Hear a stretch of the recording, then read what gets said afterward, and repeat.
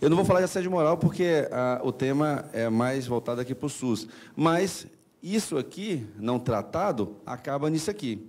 Então, o assédio moral, que é uma das principais causas hoje de doença nos trabalhadores, acabam sendo refletidos no sistema público de saúde, no SUS.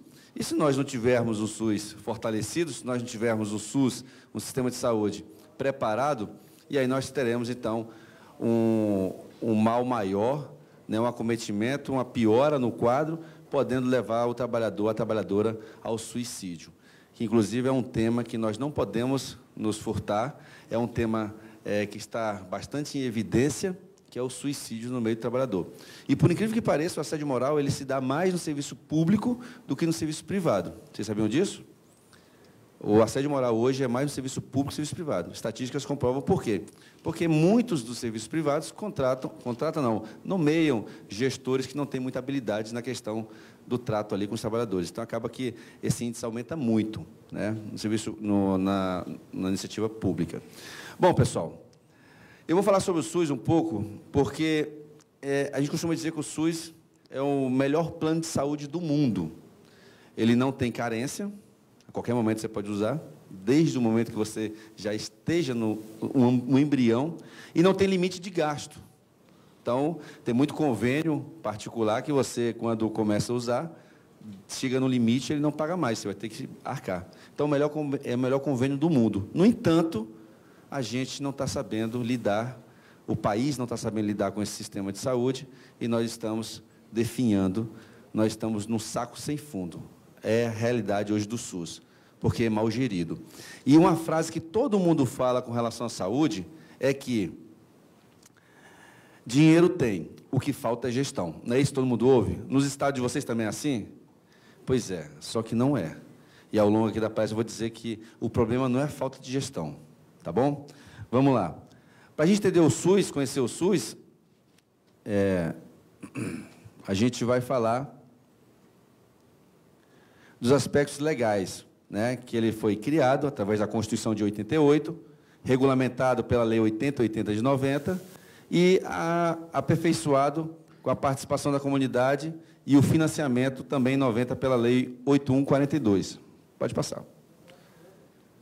Na Constituição fala, o artigo 196, a saúde é direito de todos e dever do Estado, garantido mediante políticas sociais e econômicas que visem a redução do risco de doenças e outros agravos e ao acesso universal e igualitário às ações e serviços para sua promoção, proteção e recuperação. E o artigo 198, pode passar? E realmente cria ali o Sistema Único de Saúde, que são as ações e serviços públicos de saúde que integram a rede regionalizada e hierarquizada e constitui um sistema único. Então, o sistema ele é único no Brasil inteiro, o sistema SUS. Pode passar? A Lei 8080 ela prevê o sistema único e define a organização, direção e a gestão do SUS. Como isso vai lidar? Pode passar? A 8142 cita as instâncias colegiadas, que são as conferências de saúde e conselho de saúde. As conferências de saúde são encontros que são realizados de 4 em 4 anos para poder debater a sistemática do sistema, saber se esse sistema está sendo adequado ou não adequado, e para qual estado que seria melhor. Porque a gente não pode esquecer que um país continental como o nosso, a gente tem que entender que alguns estados precisam de um amparo, precisam de um trabalho diferenciado de outros, né? Por conta do país, que é muito extenso.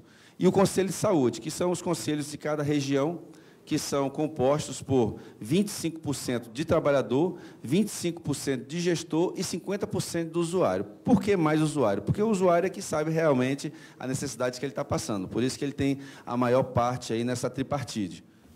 Pode passar? Os princípios. Universalidade. Saúde é direito de todos, ok? Todos, todos, inclusive os estrangeiros. É o único lugar do mundo que é assim. O estrangeiro aqui é tratado como todo mundo. Equidade. Equidade, diminuir as desigualdades. Equidade é você tratar os desiguais respeitando as suas desigualdades. Por quê? Porque não é justo você ter um complexo hospitalar aqui centralizado numa capital, enquanto no interior, na periferia, você tem aí menos profissionais de saúde. Então, o SUS ele prevê que esse princípio é um dos principais princípios, a equidade. É o gestor saber onde que eu devo colocar ou investir mais a saúde, né? E a integridade, ou seja, de A a Z, desde o medicamento até o tratamento, a prevenção, tudo isso é dever e é um princípio do SUS. Pode passar? Descentralização, os princípios organizacionais, descentralização, regionalização e hierarquização, atendimento integralizado, participação da comunidade, resolubilidade, intersetorialidade e complementariedade do setor privado. Esses aqui são todos os princípios que, em tese, né, nós deveríamos, digamos assim, atuar, cobrar, mas não é bem assim que acontece.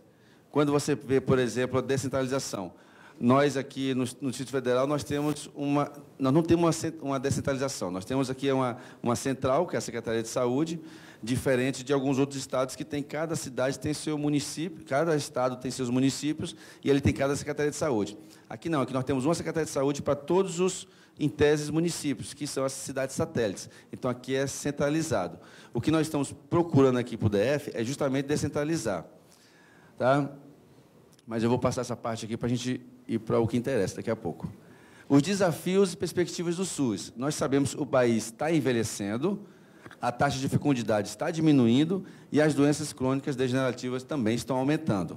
Esses são os maiores desafios, porque nós temos uma população que está envelhecendo e adoecendo, e nós temos poucas pessoas nascendo. Né? A gente pode observar pela nossa família mesmo. Nossos pais, nossos avós tinham 5, 6, 7, 12 filhos. Hoje o casal tem 2 filhos, ou um filho, ou nem tem filho. Então, a gente está percebendo que o país vai passar por uma transformação daqui a uns 20 anos, que pode ser muito complicado para a gente, porque nós vamos ter muita doença e pouca produção. E vamos lá? Desafios e perspectivas do SUS.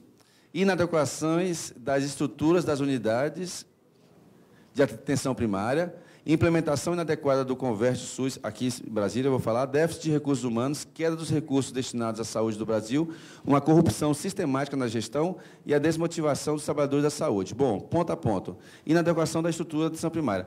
Todos nós sabemos que a atenção primária é a porta de entrada para o sistema público de saúde. O que é a atenção primária? Nós vamos dividir assim, a atenção primária são aqueles centros de saúde, aquelas unidades básicas de saúde, aquela estratégia de saúde da família, aquele médico na sua casa, atenção primária. Atenção secundária são os hospitais, onde vai fazer um tratamento, uma consulta mais especializada.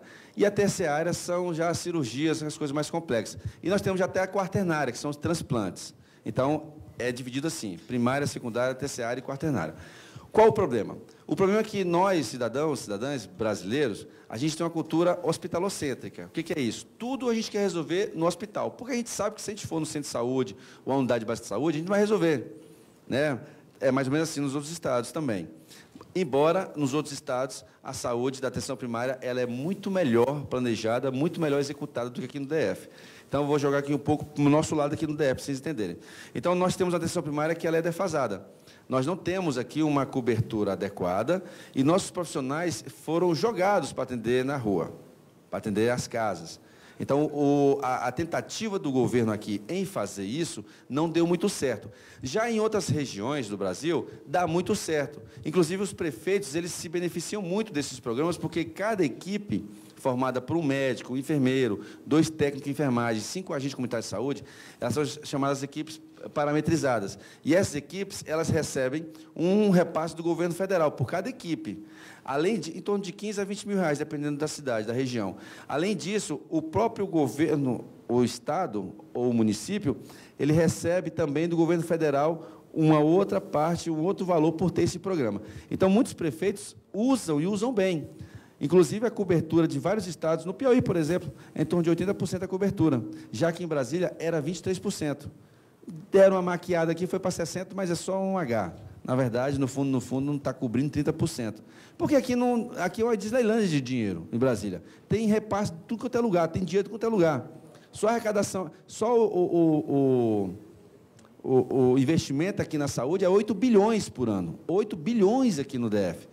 Então, assim, os governos parece que não queriam muito esse aporte financeiro, porque isso era muito pouco. Mas já para o prefeito da cidadezinha lá do interior, para ele é importante cada equipe pegar 20 mil reais, porque aí ele consegue pagar, inclusive, a equipe quase toda. Aqui não. Aqui o servidor público já é um pouco melhor remunerado, então acaba que não faz muita diferença. E, com isso, a atenção primária, que é aquela que o camarada vai atrás, que a gente chama de busca ativa, que é a Unidade Estratégica de Saúde da Família, ela ficou deficiente. E, com isso, o adoecimento ele aumentou, e agora nós estamos sofrendo a atenção secundária e terciária. Ou seja, o que era para ser feito no início para investir na atenção primária, na estratégia de saúde da família, não fizemos isso. Agora nós estamos sofrendo a consequência. Aí o governo, numa tentativa desesperadora, foi e apostou tudo na atenção primária, mas não deu certo, porque já é tarde demais. Hoje, quem está fazendo atendimento é um camarada que está com um problema de câncer, um problema de cirurgia de vesícula, enfim. Então, o que nós precisamos hoje aqui no DF, especificamente, é investir imediatamente na atenção secundária. E a atenção primária continua, assim, fazendo os investimentos, mas precisamos ter a retaguarda, entende? Pois bem, então aqui foi implementado, né, o que eu acabei de falar aqui, inadequado o converte, porque nós pegamos aqui, os médicos foram pegos do centro de saúde e transformaram ele todos em médicos generalistas. E aí eles foram atender na rua. E aí eles não têm a expertise de, por exemplo, atender uma criança, né, um médico ginecologista que passou 20, 30 anos atendendo como ginecologista, agora ele está atendendo uma criança, um bebê, e ele não consegue, porque não é assim. Criança não é um adulto pequeno que fala que está doendo. Então, isso prejudicou demais. Então, aqui em Brasília, criou-se um caos na saúde, porque eles inverteram. O que era para investir de imediato na atenção secundária e terciária, eles foram investir na atenção primária. Mas o povo já é hospitalocêntrico, já quer saber de hospital. E fica esse fluxo inverso. Então, prejudicou demais. Mas eu acredito que nas regiões que vocês moram, elas estão bem organizadas, porque lá o investimento é pesado na atenção primária, né? Déficit de recursos humanos, isso aí é geral, em todo o país. Nós temos o déficit de profissionais de saúde, principalmente profissionais médicos que queiram trabalhar nas periferias. Até aqueles médicos que se formam nas capitais, eles não querem ir para a periferia, porque mesmo que ele ganhe bem, e há uma remuneração melhor para quem fica na periferia, nos interiores, mesmo assim, ele não tem como gastar esse dinheiro. A alegação dos profissionais é que, olha, não adianta eu ser médico ganhando bem no interior, que eu não tenho nenhum shopping para eu gastar. Então, eu prefiro ficar na capital. Então, nós temos uma dificuldade de ter profissionais de saúde nos interiores. E aqui em Brasília não é diferente. Aqui em Brasília, o pessoal quer ficar no miolo, né, no plano piloto. Não quer ir para as cidades satélites, as periferias, porque são perigosas, não tem estrutura, então ele prefere ficar aqui. E se não tiver como ficar aqui nem lá, ele sai. Ele prefere ficar fora e arrumar uma outra atividade na iniciativa privada. Então, a falta de profissionais de saúde é muito grande, principalmente profissional médico pediatra. Talvez esteja acontecendo no país inteiro. Talvez não, está acontecendo no país inteiro. Nós não temos mais pediatras. Os pediatras são agora profissionais raros nas secretarias de saúde, até na iniciativa privada também. Bom, queda de recursos destinados à saúde. Como vocês viram, a PEC foi aprovada do limite dos gastos. Eu, particularmente, não acredito que, ainda assim, a gente tenha um congelamento na saúde, porque a saúde é a única matéria que ela extrapola qualquer limite da legalidade, da lei, né? A supremacia do interesse público. Eu tenho certeza que, se faltar dinheiro ali, o governo ele vai ter que remanejar de qualquer outro lugar para trazer, porque não vai deixar ninguém morrer, porque tem a PEC do congelamento. Então, ele vai puxar da educação, ele vai puxar da cultura, vai puxar de qualquer lugar para investir na saúde. Mas, mesmo assim, essa PEC do congelamento foi uma das maiores desgraças que aconteceu no país, né? Além também da reforma trabalhista, que foi uma das maiores, né, perdas dos trabalhadores. Bom, corrupção sistemática na gestão. E aí vem aquela questão. Existe corrupção? Demais. Desde o Ministério da Saúde até os municípios. E nós sabemos disso, isso é noticiado em todos os canais, né? Não claramente, mas a gente sabe o que acontece, porque não tem sentido você ter um repasse tão grande e você ver desvios, você vê gente tendo favorecimento em compra de materiais, de equipamentos, enfim. Isso é sistemático, a corrupção na saúde é sistemática, não, desde do do cara mais do alto escalão até o prefeito, o vereador, está ali sempre tirando alguma coisa da saúde. Né? Então, assim, enquanto a gente não entender que o cara que tira dinheiro da saúde, ele está matando literalmente uma pessoa, ele não vai deixar de tirar. E o maior problema nosso é a fiscalização. Nós não temos fiscais na saúde. Não temos fiscais. Né? Quem deveria estar fiscalizando não consegue fiscalizar, porque a coisa é muito técnica.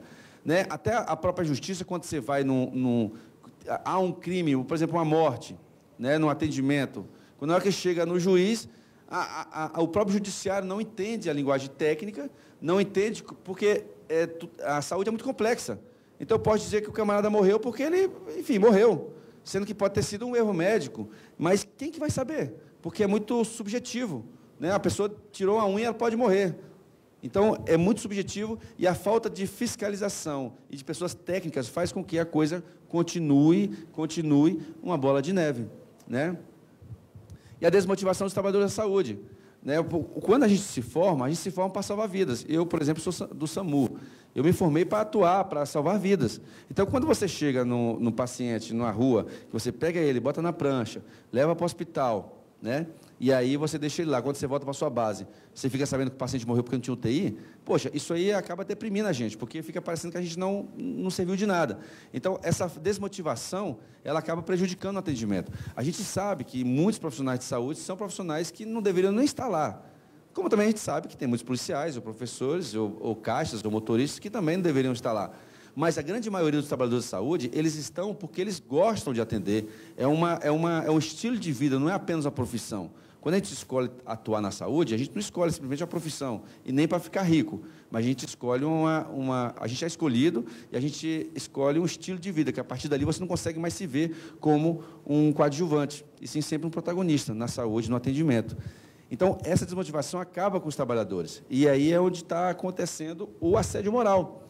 Aí são vários tipos de assédio.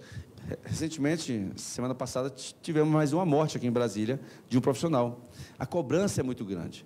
Né? Além disso, gente, a saúde não pode errar. Eu vou brincar aqui, né? Brincar mais ou menos, né? Mas, por exemplo, se vocês errarem na atividade de vocês, de repente, sei lá, a planta não chega ao seu... enfim, o seu objetivo não acontece nada, né? Assim, a gente se errar, o cara morre. Então, é muito difícil você sobreviver, você trabalhar com essa sobrecarga psicológica, de que você cometer algum erro, uma medicação errada, o cara morre. Então, a pressão que existe com a gente faz com que a gente fique preocupado. E o índice de morte, de suicídio na nossa profissão, na saúde, é muito alto, porque, além dessa pressão, nós temos ainda a facilidade das drogas. A maioria dos profissionais de saúde, quando morrem, são usuários de drogas. Quais drogas? As drogas que a gente aplica nos pacientes. As principais drogas. Se aplica, né, a automedicação. Então, isso é muito grave. Nós fizemos uma pesquisa aqui em Brasília, com relação aos profissionais de enfermagem. A segunda maior doença que nós temos é a doença psicomática, é a doença da cabeça. Então, é grave, a gente tem que tratar esse tema. Existe uma convenção, né, dos jornalistas de que não se fala em suicídio para poder incentivar o outro a suicidar. Eu acho, na minha opinião, acho isso uma grande bobagem. Grande bobagem, porque eu acho que nós temos que falar de suicídio, falar quais são os sinais que eles apresentam, porque o suicida, ele dá sinais. Lembra aquela história da baleia azul, que o camarada, as crianças desenhavam a baleia azul no braço? Aquilo ali, quando todo mundo viu, que soube que aquilo era um sinal, todo mundo ficou com medo, ou seja, alertou o pai e a mãe. Porque a gente vive numa vida tão corrida que a gente não sabe nem... A gente mal vê o filho durante o dia. Né? Só encontra ele no final de semana e olha lá. Então, às vezes, a criança está andando com o braço coberto, toda hora de camisa manga longa, e você nem percebe, mas, de repente, ele está escondendo aqui sinais de suicídio, que ele tentou suicidar, com a faca, com o estilete. E a gente não percebe. Então, assim, eu acho que tem sinais que devem ser falados, porque, senão, a gente vai perder gente e sabendo que poderia evitar uma morte evitável. Então, eu acho que o suicídio tem que ser falado, não noticiado, fazer um grande sensacionalismo, mas tem que ser noticiado, porque, com certeza, a gente pode estar evitando aí uma nova morte. E o Facebook também é outra ferramenta importantíssima que a gente tem que observar, porque também o suicídio ele dá sinais no Facebook. Dá sinais. Pois é, então... Pois é, então já está sendo noticiado no WhatsApp, Facebook e tal, por que não os jornalistas começarem a rever esse conceito aí com relação ao suicídio? Né? O fortalecimento do SUS. O que nós precisamos fazer para fortalecer o SUS, então? Investimento na atenção primária, como eu falei, porque é a porta de entrada. Atenção primária, esse projeto de você atender o paciente em casa, é um projeto fantástico, né? No mundo inteiro tem isso. Só que o mundo inteiro não tem... Aqui em Brasília, a gente chama de... Tem umas cidades satélites novas, né, que a gente chama de sol nascente, estrutural. São cidades periféricas bastante humildes, carentes, né? Algumas até favelas. Então, você colocar uma equipe dentro de uma favela é muito difícil, porque você não está dando estrutura nenhuma para ela.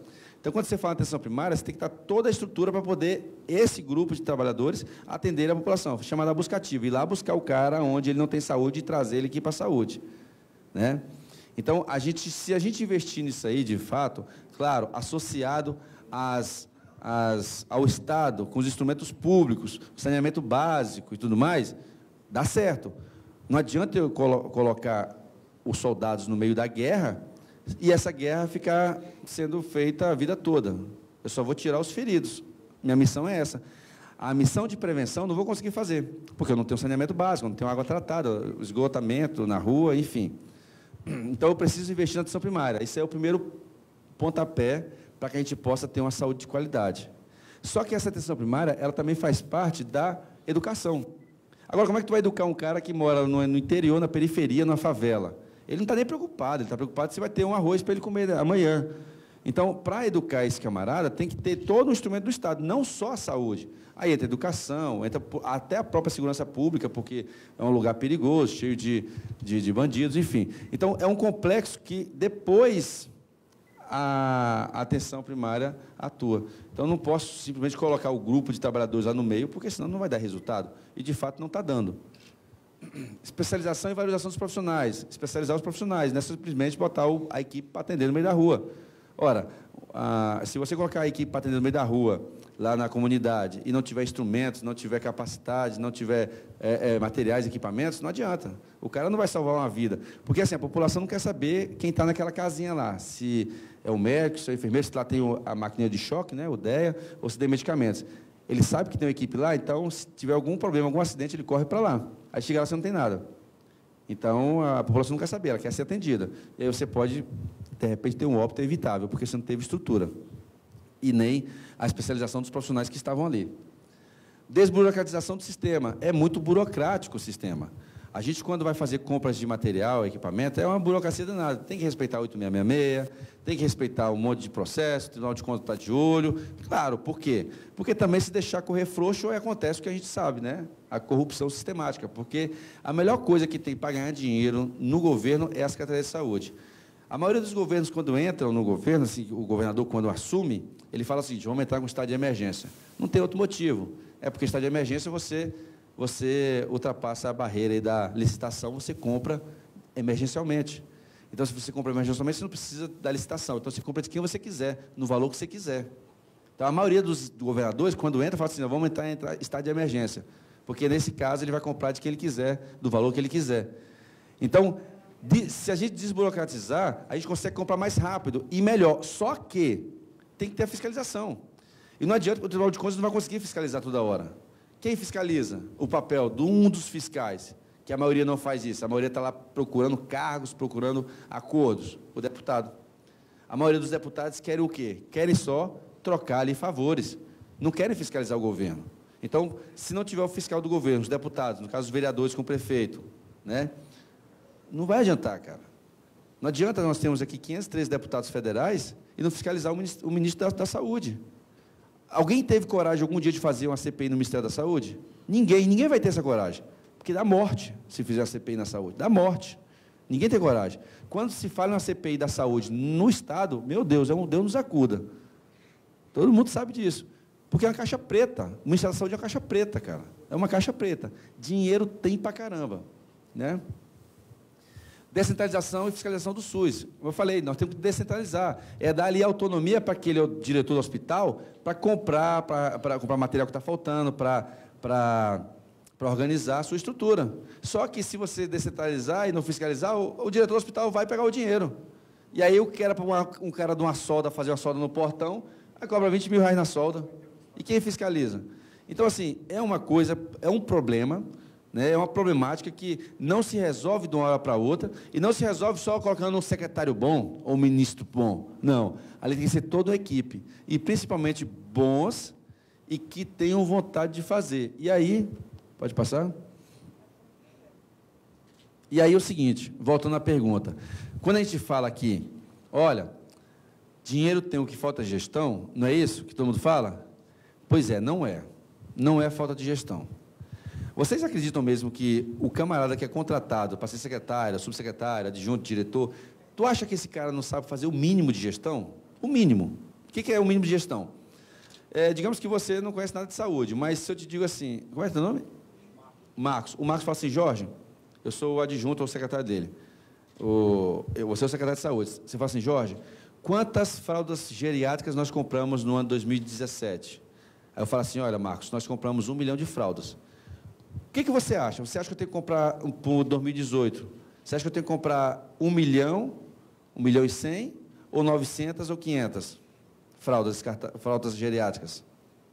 Para responder? É? 1 milhão e 100, a demanda vai aumentar. Né? Pronto. Porque nós estamos envelhecendo, a saúde não está piorando. Então, ele não é da saúde. Pois bem, o que acontece? O cara não compra 1 milhão, o cara compra menos. Porque quando falta, faz o quê? As compras emergenciais.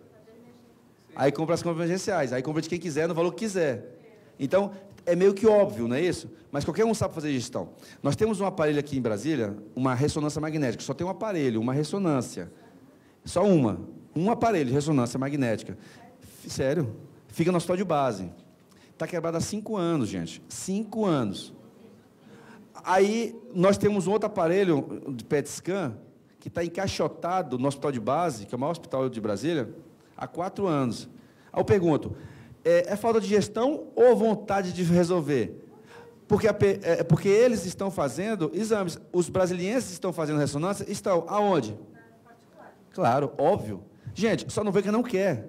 Só não vê quem não quer. Há um desmantelo da saúde pública proposital. Todo mundo quer fazer isso, porque quando você quebra, quando você não tem medicamento, você recorre ao privado. Então, isso está no Brasil inteiro. A onda de OS, a onda de terceirização, é justamente para isso. Não se enganem. Ah, mas é porque terceirizar é melhor, porque os trabalhadores trabalham mesmo. E não sei... Isso é tudo balela. Eles querem terceirizar, eles querem quarteirizar, às vezes, porque eles ganham dinheiro com isso. Porque o que dá mais dinheiro, o que gera mais dinheiro para uma campanha política é a saúde, cara. Então, não há um interesse de verdade de resolver o problema de saúde. Como eu sempre digo, dinheiro tem, gestores bons têm. O que falta é vontade de fazer, de verdade. Porque nada justifica uma máquina quebrada há 5 anos. Nada justifica, a não ser a falta de vontade. Cara, nós temos um orçamento de 8 bilhões anuais. Vocês têm noção do que é isso? 8 bilhões. E o sistema é único, ou seja, em qualquer lugar que eu for do país, eu vou ser atendido pelo SUS, qualquer lugar do país. Só que quando você é atendido lá fora, no outro estado, em São Paulo, Rio, o SUS repassa o meu atendimento para a cidade. Só que se a cidade não tiver um faturamento, ela não recebe esse valor. E aí, o seu estado leva um cano. Ok. O SUS está sendo sucateado e ele está sendo saqueado. E nós estamos sendo enganados. Quer ver uma outra coisa que a maioria de vocês não sabem? Quando você é atendido na rede pública, digamos que você tem um plano de saúde, desse privado, saúde suplementar, qualquer desses, e você, Deus o livre aí, que um de vocês que estão aqui em Brasília, pegou aqui um carro e bateu o carro, e você tem um plano de saúde. E aí, eu pego você, SAMU, Serviço Público, pego você e te levo para o hospital público, para o hospital de base, porque o hospital de base é o único hospital aqui que tem atendimento de politraumatizado, TCE e tudo. Nenhum hospital privado aqui em Brasília atende politraumatizado, nenhum, certo? Ok. Ah, mas eu tenho um convênio. Não interessa, é só o hospital de base, porque lá tem neuro, tem tudo. Vamos lá, leva para o hospital de base. Chegou lá, a gente estabiliza vocês todos, né? Está lá, vocês todos não, a vítima. Está lá, estabilizado, bonitinho, fizemos cirurgia, descompressão craniana, dreno de tórax, traqueostomia, deixamos o cara inteiro. Aí mandamos ele para UTI privada porque ele tem convênio, né? Até bom porque ele também libera uma vaga do serviço público. Ok, foi para o hospital privado. Aí a pergunta é, desde o combustível da ambulância que eu fui lá, até toda a cirurgia no hospital de base, quem tem que pagar essa conta? O plano de saúde. Todo mundo acha que é a gente, né? Não, a gente. O plano de saúde. Ah, mas quem tem plano tem que ser atendido? Deve ser atendido e é atendido. Ele não paga mais nada por isso, porque ele também é um contribuinte. Só que o plano de saúde não paga. Não paga quem, cara? O SUS. Então, o SUS leva calote em todos os estados, todos os anos. E ninguém executa o SUS. Ninguém executa os planos de saúde. Por quê? Será que ninguém vai ter essa coragem de falar isso no plenário? Eu vou ter esse ano, 2019. Pode ter certeza. Que eu vou acabar com essa esculhambação que é a saúde pública aqui no DF. Porque a gente leva calote de todos os lados. E ninguém faz nada.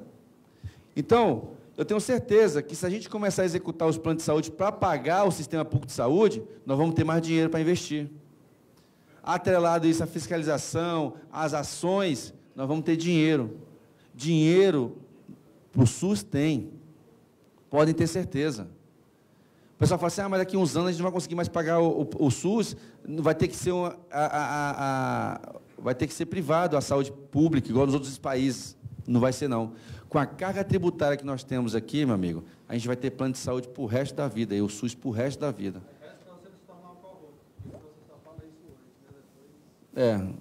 Eu peço a Deus todo dia, amigo, porque a corrupção está em todos nós, desde a pequena corrupção até a grande corrupção. O que falta, na verdade, com a gente, é a fiscalização e Deus. Se você temer as leis e a Deus, dificilmente você se corrompe. Porque eu venho da comunidade aqui em Brasília, que todos os coleguinhas que eu cresci se corromperam, vieram marginal, fumaram maconha e tudo mais. E eu estou aqui. Então, eu estou aqui como trabalhador, até hoje. Eu tô... Não é mérito para uma pessoa ser o que você é, um normal. E isso que dói na gente, nos políticos, que o normal... É exceção. O normal é exceção. Isso me deixa indignada. Eu tenho que aceitar um Congresso do jeito que está, essa política do jeito que anda, porque o normal é o diferente e o errado. Isso faz dele já uma grande personalidade, se ele for honesto. Não é isso? Não, é o normal. Não, sim, eu estou dizendo que para as pessoas, o cara só dele ser honesto, nossa, ele é honesto, vou votar nele. O que era para ser normal, o que era para ser simples. O que eu estou falando é o seguinte, além de eu ser normal, de eu ser honesto, de eu ser tudo isso, eu sou um defensor no sistema público de saúde. Até hoje, porque me apresentaram como deputado. Eu não sou deputado ainda. Eu fui eleito esse ano, sabe por quê? Porque eu defendo essa aqui, ó, essa cruzinha azul. Eu defendo meu paciente, que eu sou enfermeiro. Eu sou um trabalhador igualzinho a vocês. A partir de janeiro de 2019, eu serei um deputado, um parlamentar. E aí vocês me acompanham nas redes sociais, 2019, eu falo assim, rapaz, esse cara aqui mentiu tudo que ele falou lá. Mas se não, você vai ver. Porque o maior erro nosso é também achar que todos nós vamos nos corromper. Como eu falei, eu saí de uma comunidade em que eu tive tudo para dar errado, e não fui errado. Por quê? Porque eu tive valores. Como eu falei, se nós, cidadãos, cidadãs, nós tivermos dois temores, que são as leis e a Deus, a gente não vai se desvirtuar. Você pode ter certeza. Entende? Eu sou sindicalista, gente, assim como muitos aqui. E nós fundamos o sindicato da categoria mais subjugada, que é a enfermagem. A categoria mais desvalorizada. Uma das mais desvalorizadas. E a gente conseguiu crescer e hoje se tornar o maior sindicato da saúde aqui do DF. E sabe o que mais? Um sindicato que ele é totalmente meritocrata. A gente não tem imposto sindical. A gente nem precisa de imposto sindical. A gente tem a filiação do voluntário. Se eu trabalho bem, ele banca o sindicato, a estrutura. Se a gente trabalha mal, ele não banca, ele sai, se desfilia, porque não é obrigado. E foi essa categoria que me elogiou, por acreditar que a gente faz um bom trabalho. Então, agora eu quero trabalhar para a categoria, para os trabalhadores da saúde, e para a população, que é o maior prejudicado. Porque a população não tem nada a ver com a briga do governo e com os trabalhadores, que existe em todos os lugares. Ela não tem nada a ver. Está no fogo cruzado. E eu serei o cara que vou defender o SUS 100% público de qualidade. Pode ter certeza. Tá bom, pessoal? Então, é isso aí. Obrigado pelo convite. Mas a indignação dela e dos demais... O senhor vai poder responder já já. É de todos, né? Minha também é indignação. Eu também sou eleitor.